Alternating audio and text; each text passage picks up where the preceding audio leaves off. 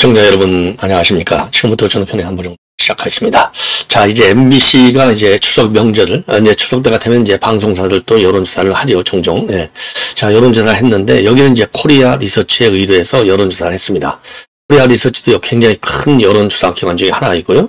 매주 목요일 날 4개 여론조사 기관들, 예, NBS 여론조사라고 하죠. 예, 여기에 들어가서 같이 여론조사하는 기관인데, 여기에 이 이제 여론조사 기관도 이 NBS에 들어가 있는 코리아 리서치라든가 다른 그 여론조사 기관들도 대부분 좌편향 성향이 좀 강하다, 이런 인식을 주는 기관들인데, MBC는 이재명의 그 대표적인 그 홍보방송이라고 이렇게 이제 우리가 평가를 하잖아요. 거기에서조차도 이재명의 지지율이 급락하고 있습니다. 특히 20대 등 돌리는 상이 심각하다. 이게 이제 얼마 전에도 말이죠. 20대 상당히 등을 돌리고 있다. 이런 이제 보도가 나온 바 있어요. 저도 여러분께 소개해드렸고, 자, 그 추세가 굳어지고 있습니다. 이게 이제 결국 내년도 지금 이제 지방선거까지 가겠죠. 최소한도. 예, 그래서 20대가 말이죠. 윤 어게인 세력의 중심 세력이 되고, 그리고 이제 이 부정선거의 또 중심 세력으로도 올라가고 있고요. 이러다 보니까 이게 이제 반명으로 돌아서는 것이죠. 그래서 이제 어제 말이죠.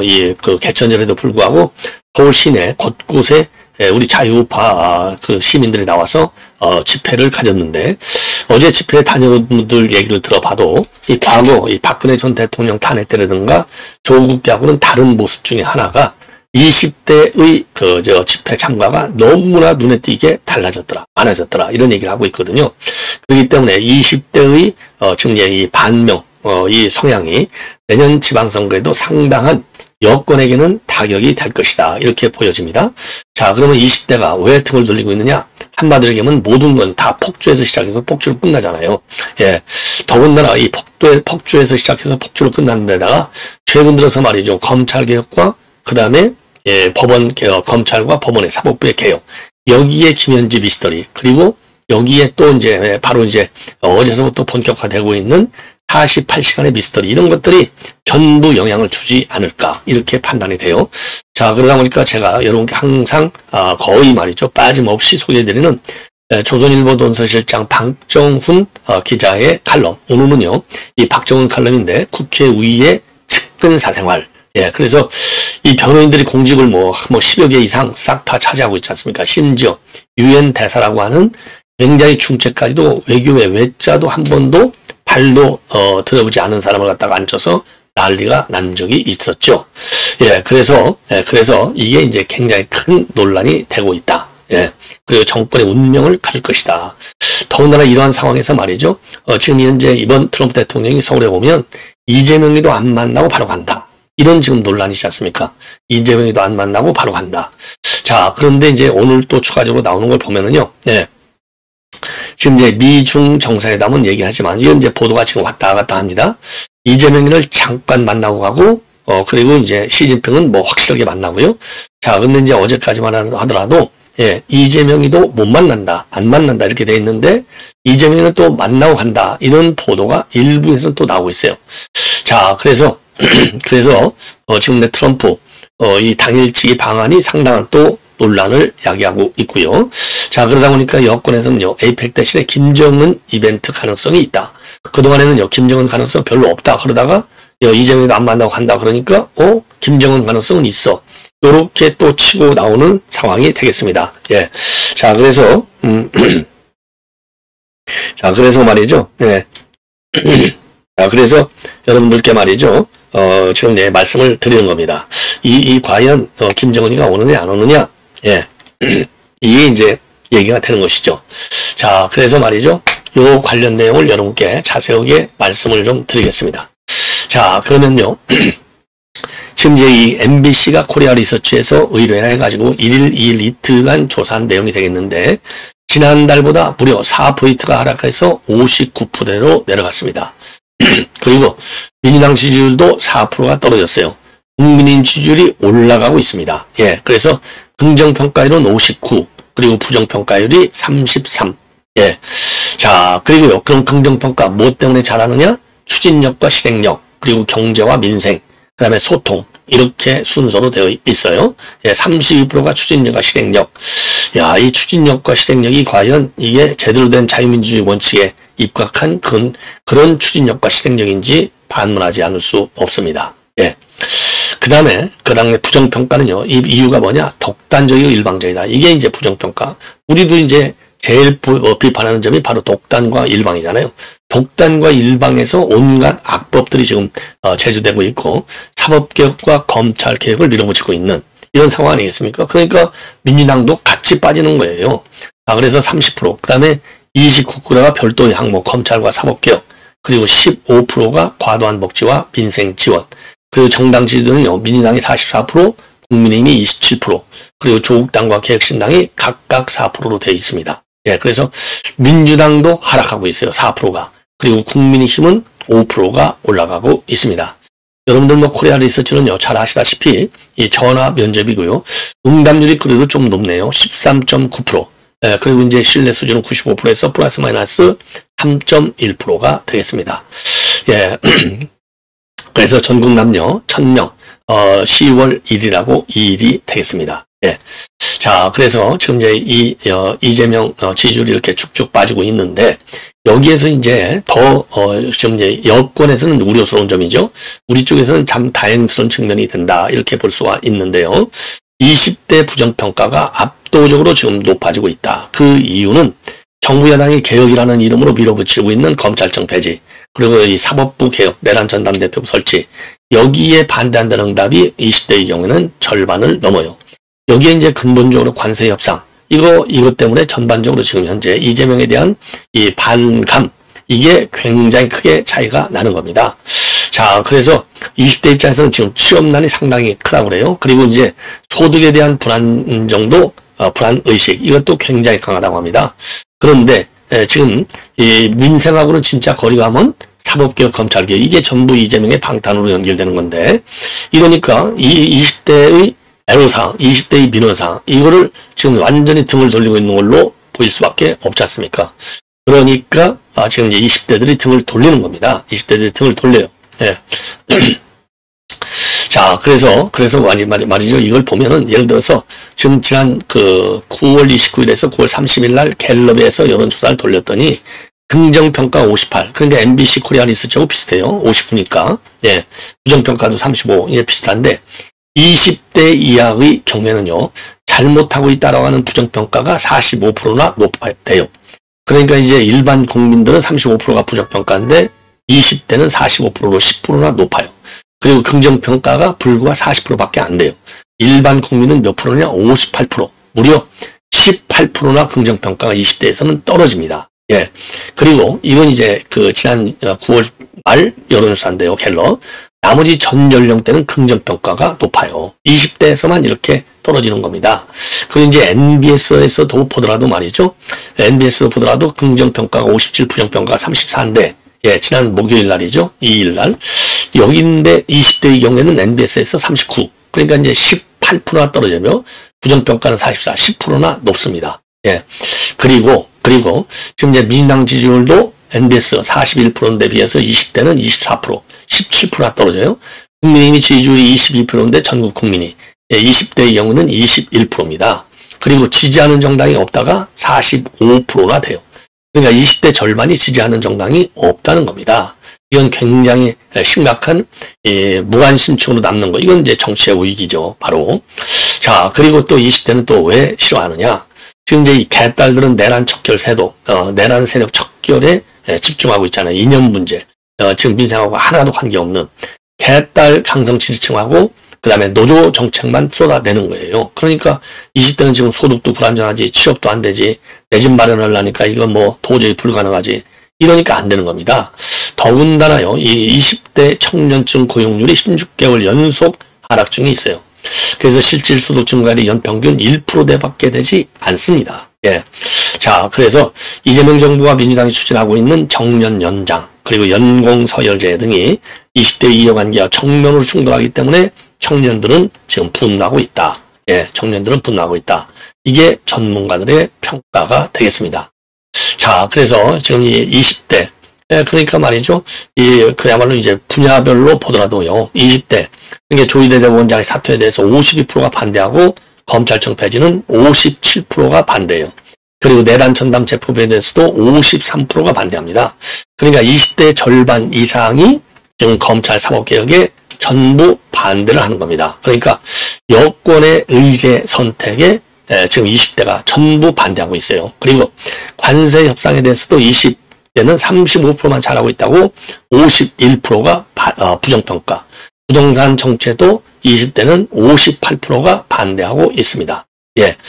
자, 그리고 대북정책 기조에 대해서도요. 대북정책 기조에 대해서도 이번 위원회에서 밝혔지 않습니까? 예. 체제 존중, 흡수통일 배제라고 하는 정책 공조. 47%가 반대해요. 찬성은 33%밖에 되지 않습니다. 그리고 주 4.5일제 근무에 대해서도 반대가 55%, 찬성이 37%밖에 되지 않아요. 예. 자, 그래서 20대 시리즈도 이렇게 떨어져 나가고, 그 다음에 반중정서까지 있어서 자칫 잘못하면 회복 불가능한 상황이 된다. 예, 회복 불가능한 상황이 된다. 특히 아까도 말씀드린 부동산 값 폭등. 이게 이제 굉장히 큰 것이죠. 예. 자, 그래서 20대 마음이 지금 떠나고 있는 데 대해서 여권의 위기감이 커지고 있다. 예, 여권의 위기감이 커지고 있다. 예, 이런 평가와 보도가 나오고 있습니다. 자, 그래서 정부가 말이죠. 지금 주식 투자, 이거 가지고 이제 2030 마음을 잡으려고 코스피 5천 이 노력을 하고 있지만은 일부 강경파 의원들의 이 행태가 오히려 더 반발을 야기하고 있다. 예, 이렇게 지금 나오고 있어요. 예. 자, 그래서 지금 이 여권이 말이죠. 상당한 위기에 처해 있다. 위기에 처해 있다. 네, 전반적으로. 왜냐하면 20대가 돌아서면 이게 결국은 도미노 현상이 벌어질 거 아니겠습니까? 도미노. 이 도미노 현상 때문에 더 우려하는 것이 되겠죠. 예, 그래서 20대 반란이 만만치 않고 매우 우려된다. 이런 말씀을 드리지 않을 수 없습니다. 자, 그러면 말이죠. 이 박정훈 칼럼을 여러분께 소개시켜 드리도록 하겠습니다. 박정훈 칼럼. 자, 이거 다 이제 김현지 때문에 생기는 거나 마찬가지인데요. 김현지 실장이 실세인 건 알았지만 이 정도까지 센 줄은 몰랐다는 사람이 많고, 국감 직전에 그를 총무비서관에서 빼낸 인사는 김현지 실장의 위상을 다시 확인해주고 있다. 대통령실은 정상적 보증이라고 했지만은 국회 출석을 회피할 목적임은 누가 봐도 뻔하다. 이 정권은 왜 이토록 그를 감쌀까? 깊어가는 김현지 미스터리를 둘러싸고 시중에 다도는 특축은 두 갈래다. 첫째, 김 실장이 이재명 대통령의 비밀을 지고 있기 때문이란 설이다. 정권의 은밀한 내막이 드러날까봐 노출을 막는다는 것이다. 예, 두 가지 갈래. 그리고 둘째는요, 김현지 실장이 성격적으로 밖에 드러나는 걸 극극거린다는 말도 있다. 실제로 그는 나의 고향 학력 같은 기본 정보조차 베일에 가려져 있다. 진상을 알 길은 없으나 어느 쪽이든 결과는 마찬가지다. 사적 목적 앞에 공적 시스템이 희생됐다는 점이다. 대통령이 개인사 보안을 위해서 혹은 측근의 프라이버시를 지키려고 국감이라는 의회 민주주의 시스템을 무력화시켰다. 공이 사에 밀렸다. 공사역전은 국정 곳곳에서 벌어지고 있는데 이 대통령의 개인 변호인들이 대거 공직에 기용됐다. 대장동, 대북송금, 위중교사 사건 등에서 활동했던 변호사들이 행정부 핵심 요직과 국회에 줄줄이 입성했다. 그 숫자가 10명을 넘는다. 웬만한 변호인은 다 한 자리씩 꿰찬 셈이다. 월급도 월급이지만 공직 경력이 가져다 줄 몸값 인상 효과를 생각하면 엄청난 특혜다. 수임료를 세금으로 지배했다는 말이 나올 것도 무리는 아니다. 이 대통령 사법연수원 동기 7명도 고위직을 받았다. 법무장관, 선관위원, 국가교육위원장 같은 장차급 자리들이다. 차관급 자리들이다. 금융 비전문가가 금관장이 되고 외교부의 안이 유엔 대사에 발탁됐다. 이들의 연수원 동기생 300여 명 중에서도 이 대통령과 노동법학회 등을 같이 한 절친 그룹이라고 한다. 직무 적합성보다는 개인적 친밀도에 따라서 자리를 나눠줬다는 비판을 피할 수 없다. 공직이 선물처럼 주어진다면 그것은 족벌주의, 네포티즘의 다름 아니다. 그 중에서도 예사롭게 넘길 수 없는 대목들이 있는데 이 대통령은 검찰, 법원 등 사법기관을 관장하는 대통령실의 민정, 법무, 공직기강 라인을 자기 사건의 핵심 변호인들로 채웠다. 중단된 재판이 제거될 것에 대비한 포석처럼 비쳤다. 국정원 기획실장에는 대북송금 사건 변호인을 기용했다. 송금 당시에 국정원 내부 정보에 접근할 수 있는 자리에 재판 당사자를 갖다 박은 모양새였다. 법제처장에도 자신의 변호인 출신을 배치했다. 법령 해석의 편파성 시비를 부를 만했다. 대통령의 사법 리스크 제공 차원의 인사를 하고 있다는 분석이 쏟아졌다. 개인 문제의 공적 권력을 동원하는 이 대통령 스타일은 새삼스럽지 않다. 야당 대표 때도 거대 민주당을 전속 로퍼처럼 부리며 국회를 방탄의 무대로 활용했다.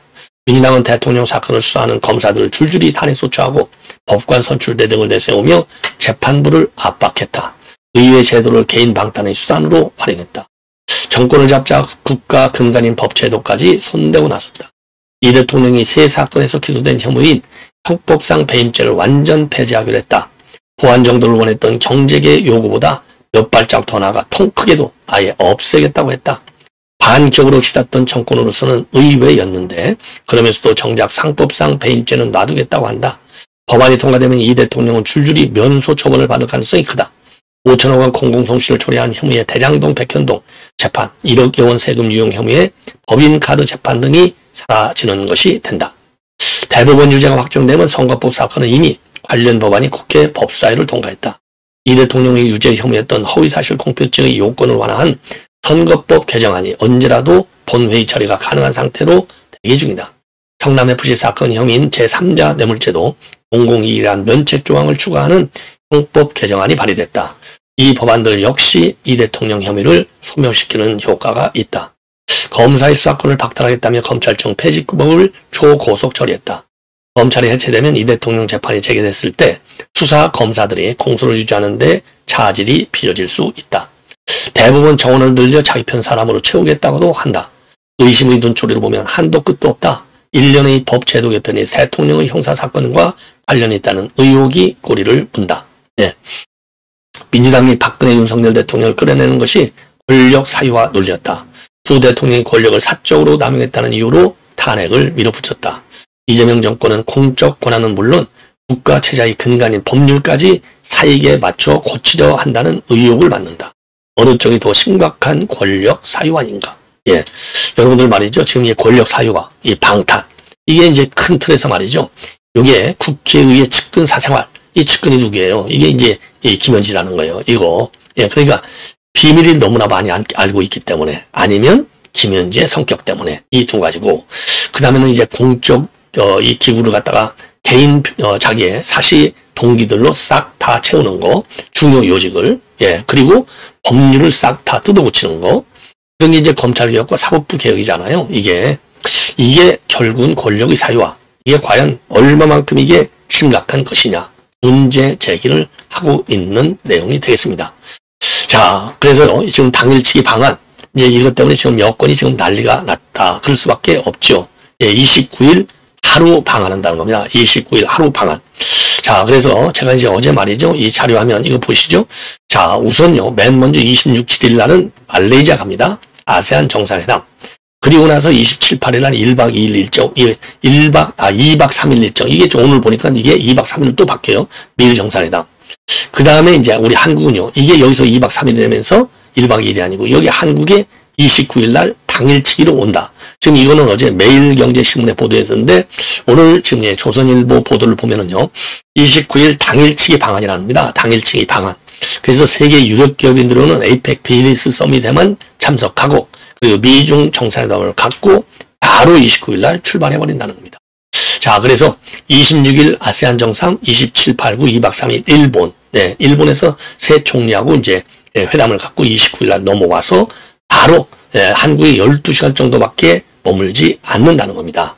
예, 머물지 않는다는 거예요. 그래서 29일 날 오전에 김해로 와가지고 방한해서 곧바로 경주로 가요. 그래서 경주 에이펙 서밋에 비즈니스 서밋에만 참석을 한다는 겁니다. 여기에 젠슨 황 엔비디아 CEO 그리고 이제 샘 올트먼 이 오픈 AI CEO 이런 사람들이 참석하는 거예요.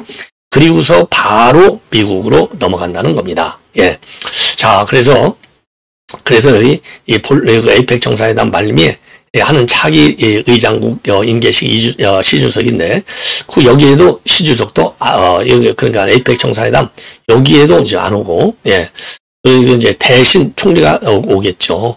그러다 보니까 지금 이제 트럼프 대통령과 김정은 위원장이 한국이 아닌 제3의 장소에서 깜짝 회동을 할지 예 한국이 아닌 제3의 장소. 그러니까 이게 뭐 제3의 장소라고 하면 또 이제 어디가 될지 모르겠죠. 동남아 정도가 됐죠. 왜냐면 지금 이 말레이시아 정상회담 후에 일본을 2박 3일로 잡았잖아요.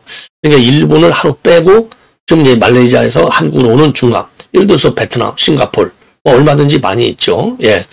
자, 그래서 이게 이제 상당히, 지금 이제 논란거리가 되는 거예요.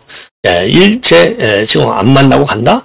예, 대통령, 그러니까 이제 패싱 정도가 아니죠. 그래서 여권 일간에서는 트럼프 대통령이 모종의 북한 관련 이벤트를 준비할 수 있다는 말이 나온다는 겁니다.